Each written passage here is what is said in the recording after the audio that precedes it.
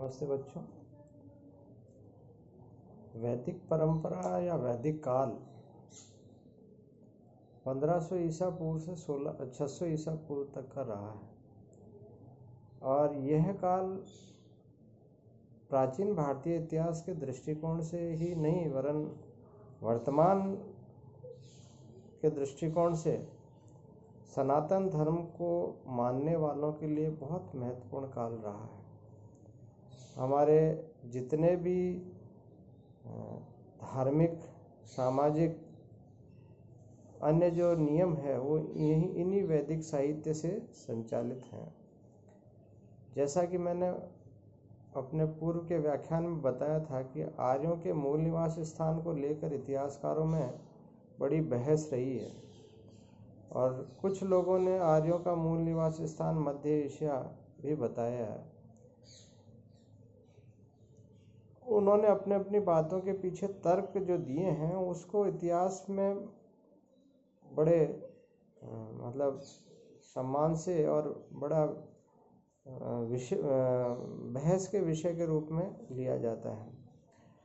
मध्य Asia में बोगसकोई नामक स्थान पर 1400 ईसा पूर्व का एक अभिलेख प्राप्त हुआ है जिसमें भारतीय कुछ जनजातियों के मूवमेंट के बारे में लिखा गया है। इससे यह साबित होता है कि मध्य एशिया में भारत के लोग किसी न किसी रूप में पहुँचे होंगे। वस्तुतः वैदिक सभ्यता को दो भागों में बांटा गया है। पहला भाग है 1500 से 1000 ईसा पूर्व का और दूसरा भाग है 1000 से 600 ईसा पूर्व का। 1500 से 1000 ईसा पूर्व के भाग को हम ऋग्वेद या पूर्व वैदिक काल कहते हैं और इसका इतिहास जानने का मूल स्रोत ऋग्वेद है। 1000 से 600 ईसा पूर्व के काल को हम उत्तर वैदिक काल के नाम से जानते हैं और इसको जानने के अनेक स्रोत हमारे पास है जो वैदिक साहित्य से जुड़े हुए हैं। आर्यों के इतिहास को दो भागों में हम उसका अध्ययन करते हैं और ये भौगोलिक संरचना के आधार पर हम ऐसा इतिहास में करते हैं। जो प्रारंभिक उत्तर वैदिक काल है वह उसका विकास तो गंगा घाटी में हुआ है और पूर्व वैदिक काल का विकास सप्त सैंधव प्रदेश में हुआ है। यदि भौगोलिक दृष्टिकोण से देखें तो उत्तरोत्तर जो विकास का जो लहर है वो ऋग्वैदिक काल में अलग है और धीरे धीरे ये गंगा के मैदानों की तरफ बढ़ता गया और अल्टीमेटली बिहार तक पहुंचा। बिहार, बंगाल जो आज की तारीख में बड़े फर्टाइल लैंड हैं। आर्थिक दृष्टिकोण से यदि हम देखें तो ऋग्वैदिक काल का जो समय है वो पशुपालन वहाँ के लोगों का प्रमुख व्यवसाय था।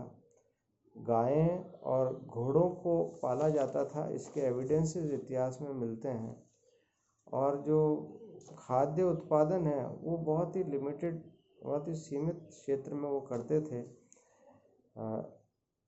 जौ और गेहूं का उल्लेख इसमें मिलता है जिसे यव कहा जाता था।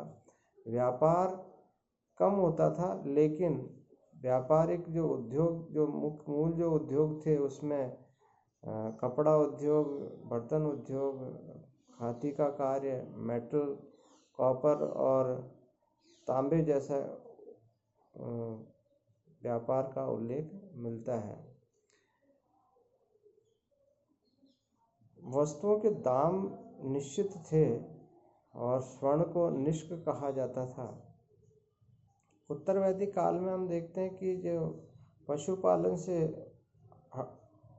हटते हुए यानी पशुपालन से ऊपर ग्रोथ करते हुए कृषि की तरफ वैदिक सभ्यता के लोग अपना कार्य कृषि के रूप में अपनाने लगे थे और इस समय चावल एक महत्वपूर्ण खाद्य पदार्थ के रूप में प्रयोग में लाए जाने लगा।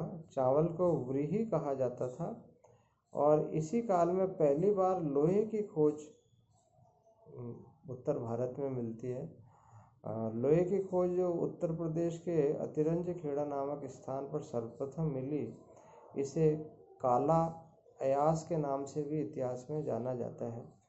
आज बस इतना ही। कल हम इसी में कोई दूसरा विषय लेंगे। धन्यवाद।